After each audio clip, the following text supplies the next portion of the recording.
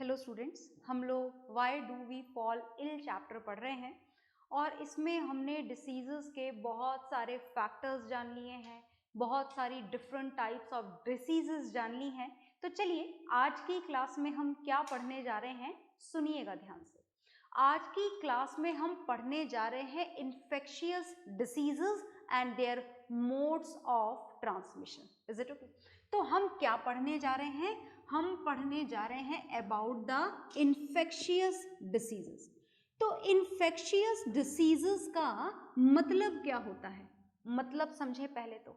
अगर हम बात इन्फेक्शियस डिसीजेस की करें तो इन्फेक्शियस डिसीजेस का मतलब है those diseases which are communicable, right? And what is the meaning of communicable word? Communicable का मतलब those diseases which can be transmitted from an infected person to a healthy person. अगर कोई सी भी बीमारी infected person से healthy person को हो सकती हो या हो जाए या हो सके, in that condition the diseases are known as infectious diseases and are also known as communicable diseases. तो आज की क्लास में हमें क्या पढ़ना है? इन्फेक्शियस डिसीजेस के कुछ नाम तो हम जान चुके हैं। आज की क्लास में आपको पढ़ना क्या है? आज की क्लास में पढ़ना है आपको इन इन्फेक्शियस डिसीजेस का mode of transmission. Mode of transmission का क्या मतलब है? मोड ऑफ ट्रांसमिशन का मतलब है how they get transmitted from an infected person to a healthy person, कि आखिर इन डिसीजेस का ट्रांसमिशन हुआ कैसे, कैसे ये इन्फेक्टेड पर्सन से हेल्दी पर्सन के अंदर पहुंच गई और एक हेल्दी पर्सन को भी बीमार कर दिया। हम इनके तरीके जानने जा रहे हैं, ट्रांसमिशन के तरीके, mode of transmission. Is it okay? तो चलिए हम पढ़ना शुरू करते हैं। अब जो हम इसमें पहले पढ़ने जा रहे हैं वो फर्स्ट है एयरबॉर्न डिसीजेस। क्या आप एयरबॉर्न डिसीजेस का मतलब समझ गए? एयरबॉर्न डिसीजेस का मतलब है those diseases which are transmitted through the air. Air से ट्रांसमिट होने वाली डिसीजेस आप यहाँ पर पढ़ने जा रहे हैं। तो एयर से ट्रांसमिट होने वाली डिसीजेस कौन सी होती हैं? जैसे कि common cold and cough, it is going to be transmitted only with the help of air only. Common cold and cough हो गया, ट्यूबरक्यूलोसिस हो गया, these are the diseases etcetera. A lot of examples are there, बहुत सारे examples हैं। तो जब इन diseases की बात की जाए तो ये इन्फेक्टेड पर्सन से हेल्दी पर्सन में कैसे फैलती हैं? With the help of air. Airborne diseases इनको बोला जाता है।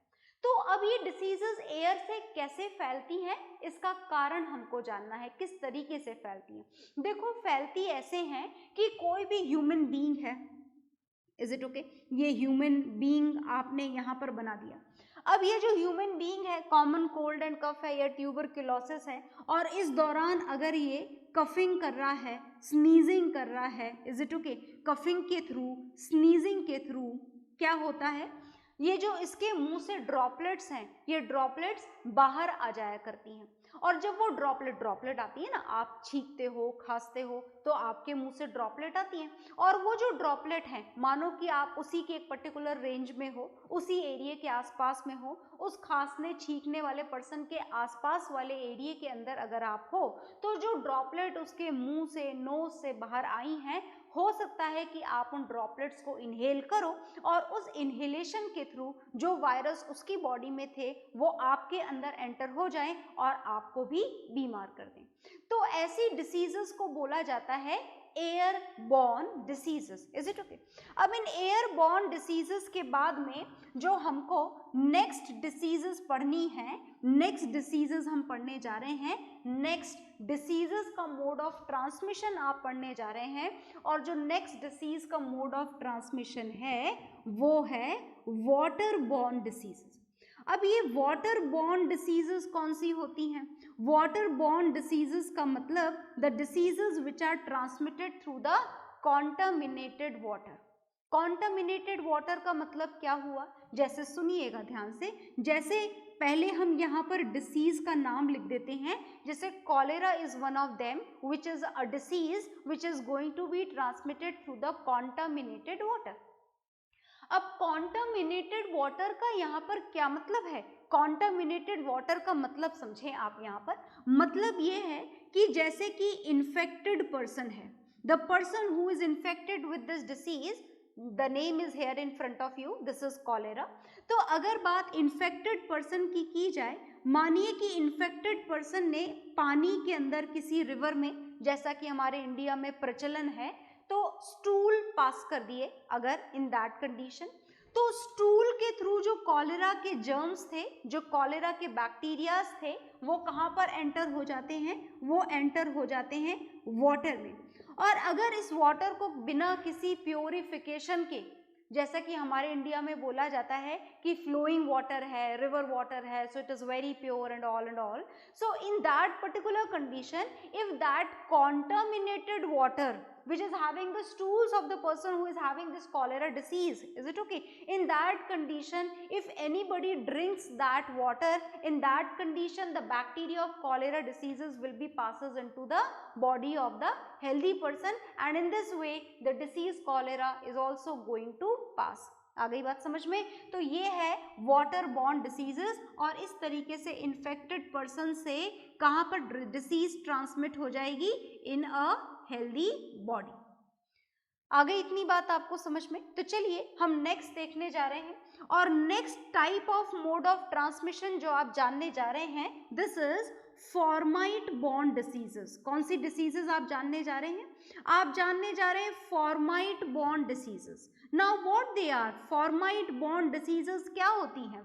फॉर्माइट बॉर्न डिसीजेस का मतलब है कि अगर इन्फेक्टेड पर्सन के साथ ही हम शुरुआत करते हैं, इन दैट पर्टिकुलर कंडीशन अगर कोई इन्फेक्टेड पर्सन है, infected person for example if anybody is having the chicken pox, किसी को चिकन पॉक्स हो रखा है, इन्फेक्टेड है वो, अब उस इन्फेक्टेड पर्सन की जो भी पर्टिकुलर चीज़ें हैं जो उसने यूज़ की हुई हैं, जैसे कौन कौन सी चीज़ें हो सकती हैं, जैसे हो सकता है उसका हैंकरचीफ हो सकता है, उसका टॉवल हो सकता है, उसकी यूज्ड बेडशीट हो सकती है, उसके थ्रू जो डोर हैंडल्स हैं, वो डोर हैंडल्स अगर उसने टच किए हुए हैं, उन्हीं हाथों से, उन्हीं जगहों से जहाँ पर उसे चिकन पॉक्स हो रखा है, और अगर उन चीज़ों को किसी हेल्दी पर्सन ने टच कर लिया, उसके टॉवल को यूज़ कर लिया, उसकी बेडशीट को यूज़ कर लिया, उसके थ्रू टच डोर हैंडल को टच कर लिया बार बार,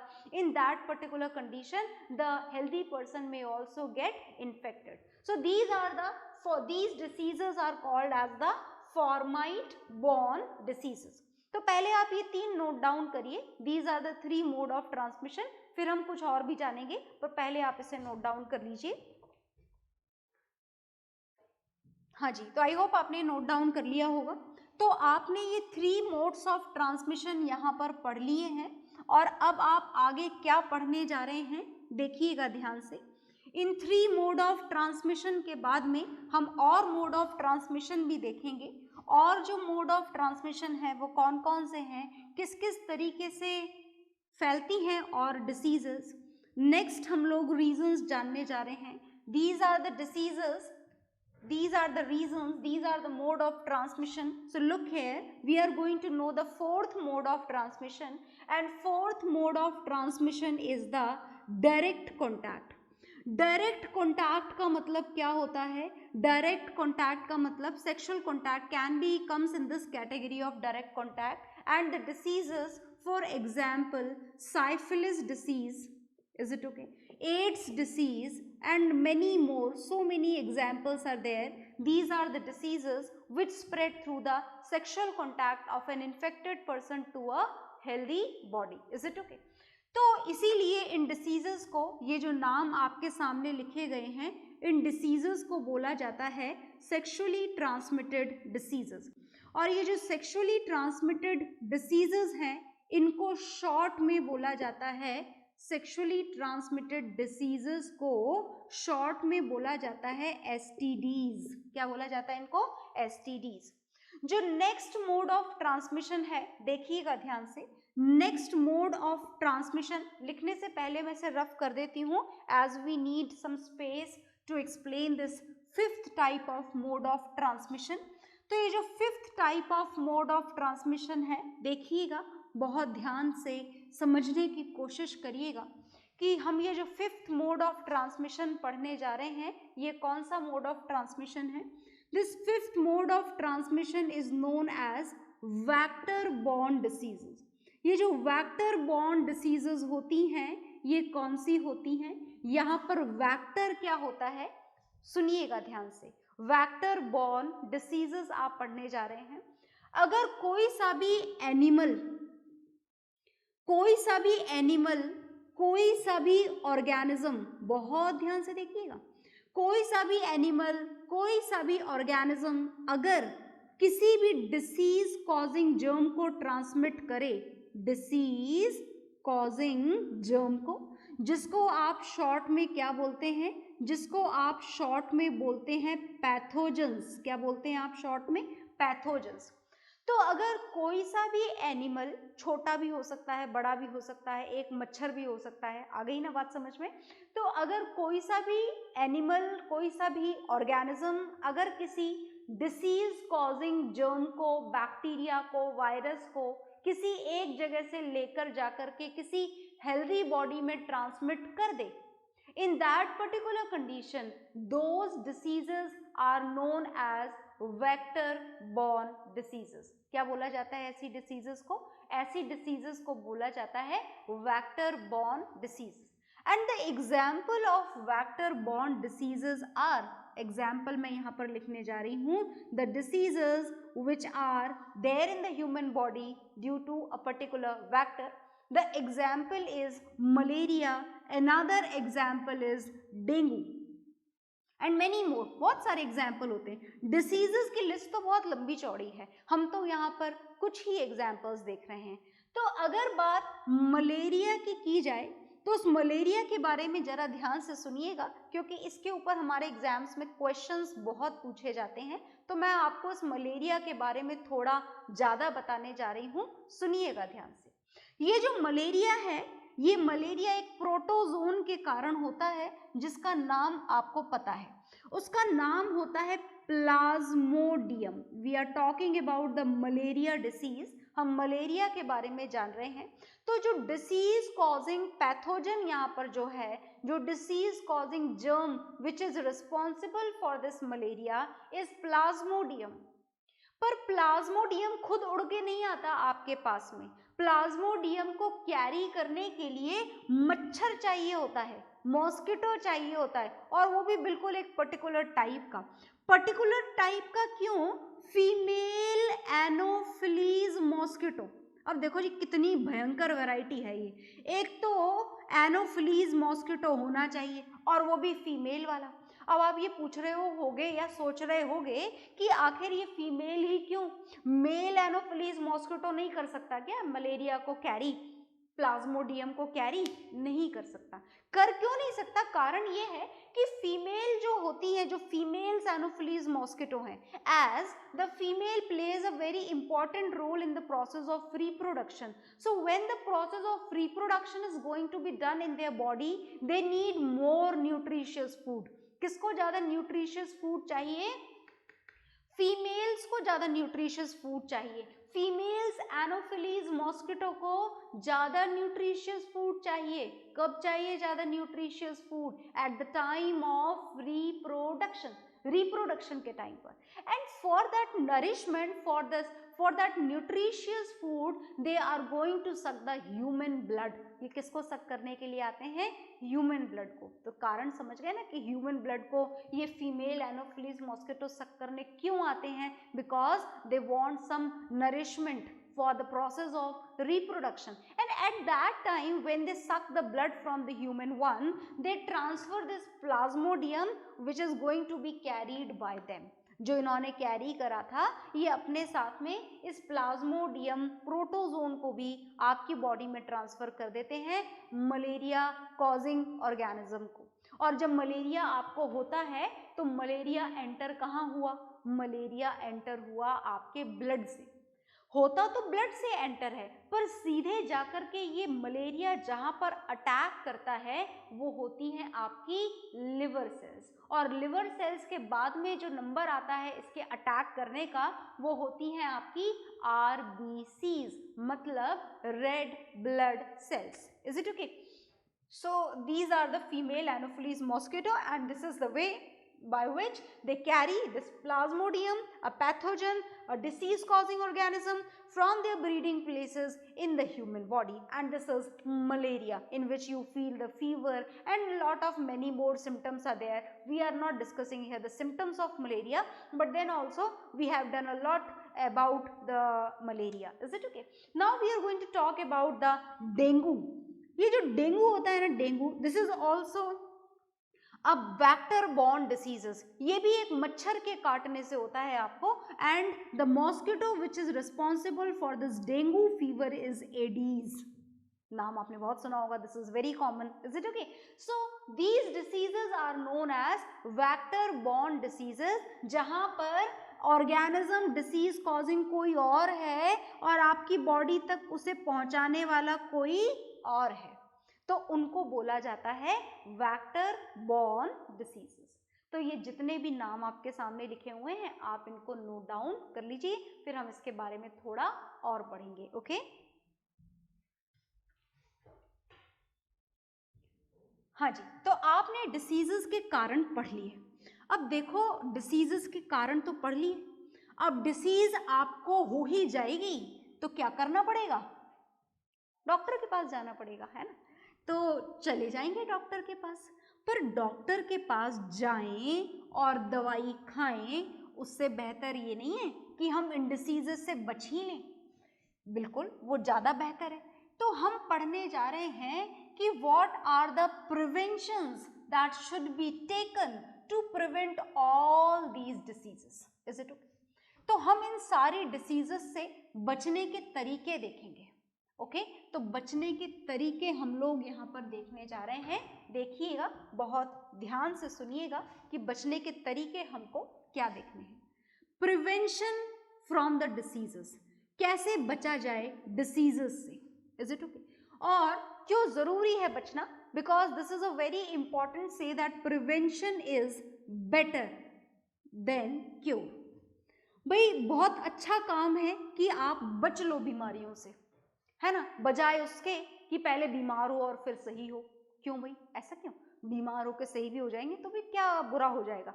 बहुत कुछ बुरा हो जाएगा. चलो देखते हैं कैसे कैसे क्या क्या बुरा हो जाएगा. देखो, जब आपको कोई डिसीज हो जाती है, इज इट ओके, तो जिस भी ऑर्गन से अफेक्टेड डिसीज आपको हुई, जैसे लंग से रिलेटेड कोई डिसीज आपको हुई, लिवर से रिलेटेड कोई डिसीज आपको हुई, इन दैट पर्टिकुलर कंडीशन हो सकता है कि आप दवाइयाँ खाएं और बिल्कुल परफेक्ट हो जाएं. Is it okay? ऐसा आपको फील होता है कि आप परफेक्ट हो गए, पर अगर किसी बॉडी ऑर्गन में कोई डिसीज हो गई है तो वो आपकी बॉडी ऑर्गन को प्रॉपरली पहले के जैसा नहीं बना सकती. मतलब आपके उस पर्टिकुलर बॉडी ऑर्गन के अंदर क्या हो जाती है, एक परमानेंट टाइप की वीकनेस आ जाती है, वो पहले के जैसा दोबारा नहीं हो पाता.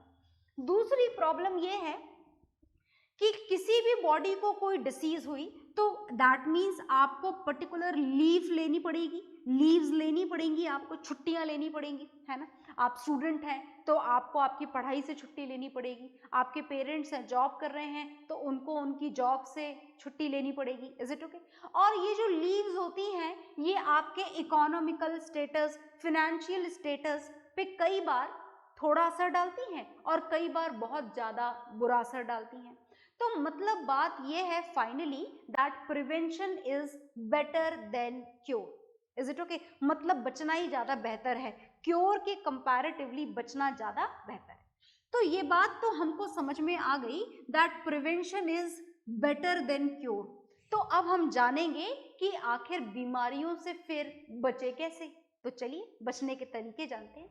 बचने का तरीका नंबर 1, बहुत ध्यान से सुनना, और ये जो तरीका नंबर 1 है ये जनरल मेजरमेंट है जो आपको हमेशा फॉलो करने. वैसे तो खैर अभी कोरोना चल रहा है और आपको बचने के बहुत सारे तरीके पता लग चुके हैं और इस बार जितने तरीके आपने और हमने किसी भी बीमारी से बचने के लिए फॉलो किए, इतने तो शायद हमने आज तक फॉलो नहीं करे होंगे। तो चलिए उन्हीं मेजर्स को हम यहाँ पर दोबारा से पढ़ने जा रहे हैं। तो चलिए पढ़ना शुरू करते हैं। हम जनरल मेजर्स पढ़ने जा रहे हैं। What are the general measures to prevent from any disease, to take the prevention from any disease. कैसे बचा जाए, बहुत अच्छे से जानते हैं आप कि कैसे प्लेसेस पे हमें नहीं जाना चाहिए। जितने भी ओवर क्राउडेड प्लेसेस हैं, ओवर क्राउडेड प्लेसेस का मतलब अब जबकि कोरोना आपको पता है, अब आपको बताने की जरूरत नहीं है। जैसे हमारा दशहरा मेला कोटा वाला, इज इट ओके, हमारा city mall, movie halls, so these are the overcrowded places, is it okay. और जब इतने ओवर क्राउडेड प्लेसेस में हम जाते हैं तो जैसे आप वहाँ पर 10,000 हो, 20,000 हो या 2,000 हो, तो उनमें से हो सकता है कि 100-200 लोग तो बीमार हो ही सही, आपके आसपास ही वो छींकते हैं, आपके आसपास ही वो खाते हैं। इन दैट पर्टिकुलर कंडीशन ये ओवर क्राउडेड प्लेसेस में जाना आपके लिए खतरनाक साबित हो सकता है। जो दूसरी बात है वो है use of safe drinking water, is it okay. Safe drinking water का मतलब ऐसा नहीं कि भाई ये फ्लोइंग वाटर है, रिवर वाटर है, it is very pure and लिया और पी लिया। This is not at allowed, not at all allowed to be done. ऐसा अब हमको नहीं करना चाहिए, because after this much pollution अब कहीं पर भी किसी भी रिवर का पानी आप ये नहीं बोल सकते that this is safe to drink. मतलब आपको पानी को पीने से पहले उसको ट्रीट कर लेना चाहिए। ट्रीट कैसे करोगे अब आप उसको, it has to be treated with RO or whatever the water purifier is there at your home, जो भी water purifier आपके घर में है। अच्छा, नेक्स्ट देखिए सी, आपको जो भी कॉन्टामिनेटेड आर्टिकल्स हैं, जितने भी कॉन्टामिनेटेड ऑब्जेक्ट हैं, कॉन्टामिनेटेड का मतलब समझ गए ना, बड़ी सारी चीजें होती है कॉन्टामिनेटेड। तो जैसे कि किसी के घर में अगर किसी को चिकन पॉक्स हो रखा है तो उस पर्टिकुलर जिस रूम में वो है उसको थोड़ा आइसोलेशन में रखना चाहिए। उसकी बेडशीट, उसका टॉवल, उसका हैंकरचीफ, उसका comb, each and everything should be separated. तो जो भी कॉन्टामिनेटेड आर्टिकल्स हैं जिसको उसने टच किया हो वो आपको बिना वॉश करे यूज नहीं करना चाहिए। फिर आप जाते हो स्वीट शॉप पे, जाते हो ना आप स्वीट शॉप पे, बड़ी सजी धजी मिठाइयाँ आपको वहाँ पर रखी हुई दिखाई देती हैं, जो सजाने से पहले जिसके ऊपर हजारों हाउस फ्लाइज बैठी हुई थी, हजारों मक्खियाँ बैठी हुई थी, वो आपके सामने बिल्कुल नीट एंड क्लीन तरीके से सजा के रख दी जाती हैं। So this is also a type of contaminated article. So हमें इनको यूज करने से पहले थोड़ा सोच लेना चाहिए और ज़रूरत ना हो तो यूज नहीं करना चाहिए। So these are the very general measures which should be used by each and everyone. Each and every time we should use all these measures for the prevention from any disease. तो ये तो general measures है, is it okay? ये तो general measures हो गए भाई, है ना, contaminated article से दूर रहना, खांसी जुकाम वाले लोगों से दूर रहना, over crowded places पर जाने से पहले बचना। अब अगर स्पेशल मेजरमेंट की बात करी जाए, है ना, ऐसी कोई बात करी जाए कि भाई जैसे मैंने आपको बोल तो दिया कि दशहरे मेले में मत जाना, पर क्या वास्तव में ऐसा पॉसिबल है? मैंने आपको बोला सिटी मॉल मत जाना, पर क्या वास्तव में ऐसा पॉसिबल है? नहीं, ये इतना आसान काम नहीं है हमारे लिए, इज इट ओके? तो फिर क्या करें? तो फिर स्पेशल मेजरमेंट देना पड़ेगा, स्पेशल तैयारी करनी पड़ेगी आपको अपनी बॉडी के साथ में, जिससे आप ओवर क्राउडेड प्लेसेस में जाकर के भी बचे रहो। तो अब कैसे बचे रहोगे? वो होता है second method of prevention from any disease, and this is the immunisation, is it okay? This is immunisation. And what is the meaning of immunisation? ये आप यूं लिखें जी, बात हो रही है आपके इम्यूनाइजेशन की, मतलब सेल्फ इम्यूनाइजेशन। और सेल्फ इम्यूनाइजेशन के लिए मतलब आप अपना इम्यून सिस्टम इतना स्ट्रांग बना लो कि अगर आसपास आपके कोई छींक भी दे तो भी आपको जुकाम ना हो। आसपास गलती से इन केस, वैसे तो आपको नहीं पीना चाहिए, पर अगर गलती से इन केस आपने थोड़ा बहुत कॉन्टामिनेटेड वाटर पी भी लिया तो भी आपको बीमारी ना हो। तो उसके लिए आपका क्या स्ट्रांग होना चाहिए? उसके लिए आपका सेल्फ इम्यून सिस्टम स्ट्रांग होना चाहिए। और सेल्फ इम्यून सिस्टम आपका स्ट्रांग रहे उसके लिए सबसे इंपॉर्टेंट होती है आपकी diet.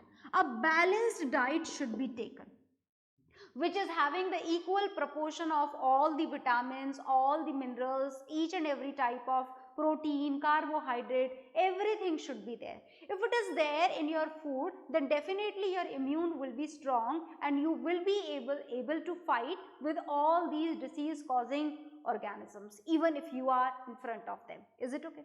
The second thing which makes you very healthy, which makes your immune system, that you should do the exercise regularly. Is it okay? आप छोटे हैं, आप तो बहुत फिट दिखते हैं. Is it okay? You do not need any type of exercise. ये सारी बातें गलत हैं. To be healthy, to be fit, to be proper fit, you need to do the exercise very regularly. Is it okay? So this is the second type of method by which we can prevent ourselves from any type of disease. Okay? The next measurement, जो next prevention हम यहाँ पर पढ़ने जा रहे हैं कि कौन सा नेक्स्ट प्रिवेंटिव मेजर लिया जाए जिससे आप किसी भी तरीके की बीमारी से बच सके.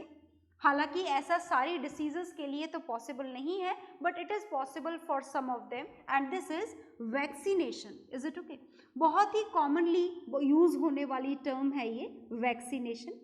अब ये वैक्सीनेशन क्या होता है, सुनिएगा ध्यान से. वैक्सीनेशन तो वर्ड तो सुना हुआ है आपने, जैसे आप अलग अलग बीमारियों के लिए वैक्सीनेशन लगवाते हैं एक रेगुलर टाइम इंटरवल के बाद में. जैसे आपने सुना होगा टिटेनस के लिए लगवाया जाता है. This is very common. आप गिरते हैं, चोट लगती है और आप ये वैक्सीनेशन जाके लगवा आते हैं. Is it okay? एक बहुत ही डेडली डिसीज हमारे नेचर में अवेलेबल थी जो फिलहाल ऑलमोस्ट हट चुकी है, रिमूव हो चुकी है, and it was a viral infection, that is smallpox. Deadly disease, थोड़ी देर पहले भी हमने इसके बारे में डिस्कशन किया था कि ये एक डेडली डिसीज होती है. तो क्या किया जाता है वैक्सीनेशन में? वैक्सीनेशन में क्या किया जाता है? वैक्सीनेशन में जो डिसीज कॉजिंग ऑर्गेनिजम्स हैं, बहुत ध्यान से सुनिएगा, बड़ा अलग मेथड होता है, क्योंकि ये वैक्सीनेशन में जो डिसीज कॉजिंग ऑर्गेनिजम्स हैं उनका बहुत ही वीक फॉर्म है ना, आपकी बॉडी में इंजेक्ट कर दिया जाता है. डिसीज कॉजिंग ऑर्गेनिज्म का ऑलमोस्ट या तो डेड या फिर बहुत ही वीक फॉर्म में वो आपकी बॉडी में इंजेक्ट कर दिए जाते हैं. तो जब वो आपकी बॉडी में इंजेक्ट करते हैं तो आपकी बॉडी उन डिसीज कॉजिंग ऑर्गेनिज्म से पूरी तरीके से फैमिलियर हो जाती है, पहचान जाती है कि ये डिसीज कॉजिंग ऑर्गेनिज्म है, it is dangerous for the body. Is it okay? तो ये तो वीक थे जो आपकी बॉडी में वैक्सीनेशन के थ्रू इंजेक्ट किए गए थे. Is it okay? और जब आप वास्तव में इन डिसीज कॉजिंग ऑर्गेनिज्म के एक स्ट्रॉन्ग फॉर्मेट के सामने जब आप आते हो, आपकी बॉडी आती है, तो सिंस पहले से ही आपकी बॉडी में इसका वीक फॉर्मेट ऐड किया जा चुका है, आपकी बॉडी पहचान चुकी है that these organisms are dangerous. In that condition जब इनका स्ट्रॉन्ग फॉर्म आपकी बॉडी में एंटर होता है तो आपकी बॉडी उनके खिलाफ बहुत ही विगरस रिएक्शन देती है, और इस विगरस रिस्पॉन्स के कारण वो वहीं के वहीं डेड हो जाते हैं. आपकी बॉडी में किसी भी तरीके का एडवर्स इफेक्ट प्रोड्यूस नहीं कर पाते हैं. तो जितने भी वैक्सीनेशंस हैं, आई होप आप सब ने ले लिए होंगे, यूज़ कर लिए होंगे, आपकी एज हो गई है अकॉर्डिंगली. Is it okay? तो vaccinations provide a type of preventions from all those diseases जिसके लिए भी आपकी बॉडी को वैक्सीनेट किया गया है. ओके? तो ये हमने प्रिवेंटिव मेजर्स पढ़े हैं. अब अगर डिसीज हो जाए, in that condition what should be done, that will see in the next class. Okay? Bye everyone.